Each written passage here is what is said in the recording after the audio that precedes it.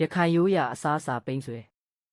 အင်္ဂလိပ်လိုတာယိုယုလို့ခေါ်တဲ့ပိန်းဥပင်ဟာအာရှဒေသမှာရှေးယခင်ကတည်းကစားသုံးလာကြတဲ့အစားအစာတစ်မျိုးဖြစ်ပါတယ်။ပိန်းဥတင်မကပဲပိန်းပင်ရဲ့အရွက်အညာနဲ့အညွန့်တွေကိုပါဒေသအလိုက်စားသုံးကြပါတယ်။အထူးသဖြင့်ဖိလစ်ပိုင်နိုင်ငံမှာပိန်းပင်ကိုကပီးလို့ခေါ်ကြပြီးပိန်းဥအရွက်အညာနဲ့အညွန့်တွေကိုရိုးရာအစားအစာတွေအဖြစ်အသုံးပြုကြပါတယ်။ပိန်းဆွဲကိုတော့ဒေသအလိုက်တက်ဝေးလို့လည်းခေါ်ဆိုကြပါတယ်။မြန်မာနိုင်ငံမှာလည်းအထူးသဖြင့်ရခိုင်လူမျိုးတွေဟာပိန်းဆွဲကိုရိုးရာအစားအစာတစ်မျိုးဖြစ်နှစ်ချိုက်စွာစားသုံးလာကြပါတယ်။ဒါဆို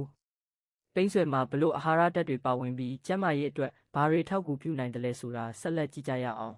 ။ပထမအချက်အစာချေစနစ်အတွက်အထောက်ကူပြုနိုင်ခြင်းပိန်းဆွဲမှာအမြင့်ဓာတ်ဖိုင်ဘာပါဝင်တာကြောင့်အစာချေစနစ်နဲ့ဥလန်းကြောင်းကျန်းမာရေးကိုအထောက်ကူပြုနိုင်ပါတယ်။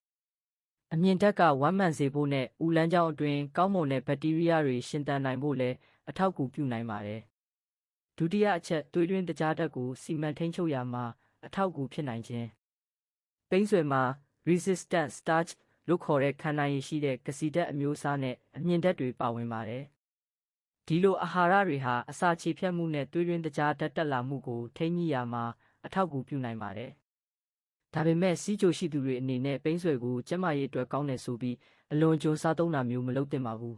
။တတိယအချက်နှလုံးကျန်းမာရေးအတွက်အထောက်အကူဖြစ်နိုင်ခြင်းပိန်းဆွဲမှာပိုတက်ဆီယမ်ပါဝင်တာကြောင့်ကျန်းမာရေးနဲ့ညီညွတ်တဲ့အစားအစာအဖြစ်ထည့်သွင်းစားသုံးနိုင်ပါတယ်။ပိုတက်ဆီယမ်ဟာခန္ဓာကိုယ်အတွင်းအရည်ဓာတ်နဲ့သွေးပေါင်ချိန်ကိုပုံမှန်ထိန်းသိမ်းရာမှာအရေးပါတဲ့သတ္တုဓာတ်တစ်မျိုးဖြစ်ပါတယ်။စတုတ္ထအချက်အန်တီအောက်ဆီဒန့်ဓာတ်များပါဝင်ခြင်း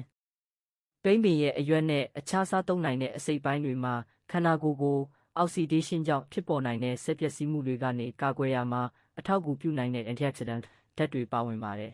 ။ဒါကြောင့်ခန္ဓာကိုယ်ကျန်းမာရေးအတွက်အရေးကြီးတဲ့အစားအစာတစ်မျိုးအဖြစ်ထည့်သွင်းစားသုံးနိုင်ပါတယ်။ပစ္စမအချက်ကိုယ်ခံအားစနစ်အတွက်အထောက်အကူဖြစ်စေနိုင်ခြင်း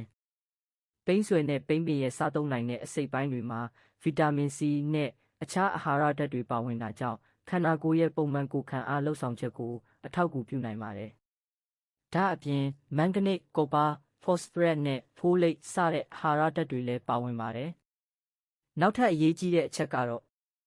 ပိန်းဆွဲမှာကာဘိုဟိုက်ဒရိတ်ပါဝင်ပေမဲ့အမြင့်ဓာတ်လည်းပါဝင်တာကြောင့်အစားအစာတစ်မျိုးအနေနဲ့မျှတစွာစားသုံးနိုင်ပါတယ်။ဒါပေမဲ့ပိန်းဆွဲကိုဝိတ်ကျစေတဲ့အစားအစာဒါမှမဟုတ်ယောဂပျောက်စေတဲ့ဆေးဖက်ဝင်စားအစာလို့တစ်ခုတည်းသတ်မှတ်လို့တော့မရပါဘူး။ကျန်းမာရေးကောင်းမွန်ဖို့အတွက်အစားအစာတစ်မျိုးတည်းကိုအားကိုးတာထက်အသီးအရွက်ပရိုတိန်းနဲ့အခြားအာဟာရပြည့်ဝတဲ့အစားအစာတွေနဲ့မျှတအောင်စားသုံးတာကပိုအရေးကြီးပါတယ်။နောက်ဆုံးအရေးကြီးဆုံးအချက်တစ်ခုရှိပါတယ်။ပိန်းဆွဲနဲ့ပိန်းပင်ရဲ့အစိမ်းစားလို့မရတဲ့အစိတ်ပိုင်းတွေမှာကယ်လ်ဆီယမ်အောက်ဆာလိတ်ပုံဆောင်ခဲတွေပါဝင်နိုင်တာကြောင့်ပါးစပ်နဲ့လည်ချောင်းရရန်ခြင်းဆက်ဖြင်းဖြင်းဖြစ်ခြင်းတွေဖြစ်နိုင်ပါတယ်။ဒါကြောင့်ပိန်းဆွဲကိုတေချာတန့်စင်ပြီးလုံလောက်အောင်ချက်ပြုတ်ပြီးမှစားသုံးသင့်ပါတယ်။အချုပ်အားဖြင့်ပိန်းဆွဲဟာရခိုင်လူမျိုးတွေရဲ့ရိုးရာအစားအစာတစ်မျိုးဖြစ်တယ်လို့ဖိလစ်ပိုင်နိုင်ငံနဲ့အာရှဒေသအချို့မှာလည်းရိုးရာအစားအစာဖြစ်အသုံးပြုလာကြတဲ့ဟာရဓာတ်ပါဝင်တဲ့တဘာဝအစားအစာတစ်မျိုးဖြစ်ပါတယ်။အစားအစာကိုတင်းတင်းမြတ်တစွာစားသုံးပြီးကျန်းမာရေးနဲ့ညီညွတ်တဲ့နေထိုင်မှုပုံစံကိုထိန်းသိမ်းကြရအောင်